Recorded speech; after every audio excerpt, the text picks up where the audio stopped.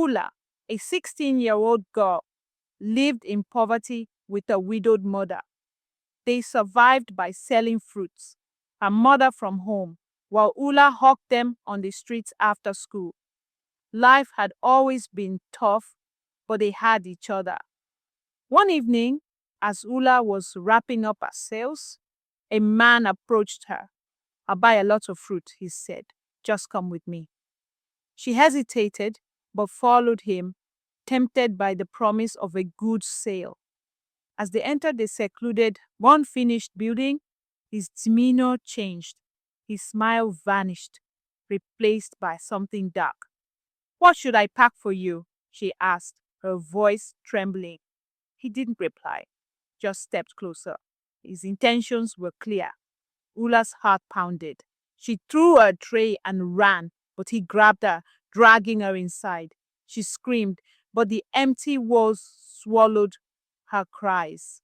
No one came. That night, her world shattered. She returned home in silence, slipping into bed as her mother slept. She didn't eat, didn't speak, just lay there, eyes shut, but unable to erase his face from her mind. Weeks passed. She kept the secret buried deep. But 2 months later, her body betrayed her. Her appetite changed. Her stomach hardened. She ignored it, convinced it was in her head, until it wasn't. One evening, as they sat in their dimly lit home, her mother turned to her.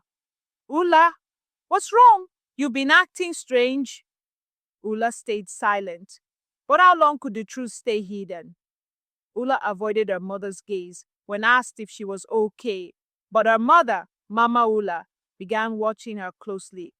One day, she placed a hand on Ula's stomach and whispered, "You're pregnant." Ula broke down in tears, unable to explain the full truth. She had been forced, and she didn't even know the man's name.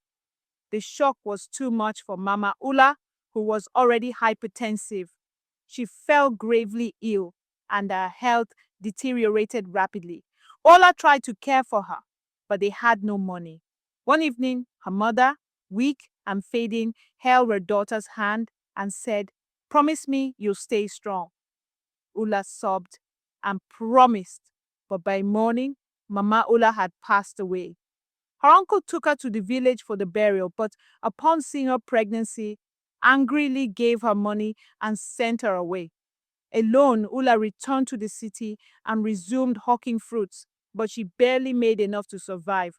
Soon a landlord evicted her for unpaid rent. Homeless and pregnant, she wandered the streets, surviving on scraps and enduring cruel stares. One day, a kind-looking man offered her food and shelter. Desperate, she followed him, but soon she overheard a disturbing phone call. He planned to use her for rituals. In terror, she attacked him with a bottle and fled into the night. With nowhere to go, she found an abandoned bus and made it her shelter. When labor pains struck, she screamed for help, but no one came. Alone, she gave birth to a baby boy at dawn. As she held him, she thought of leaving him by the roadside.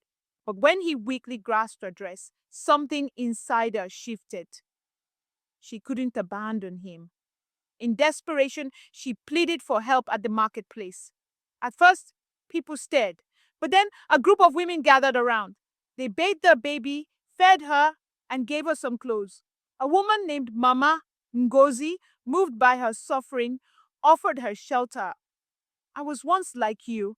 If someone hadn't saved me, I don't know where I'd be," she said. Exhausted and with no other option, Ula followed Mama Ngozi to a modest home. That night, for the first time in months, she slept in a warm bed.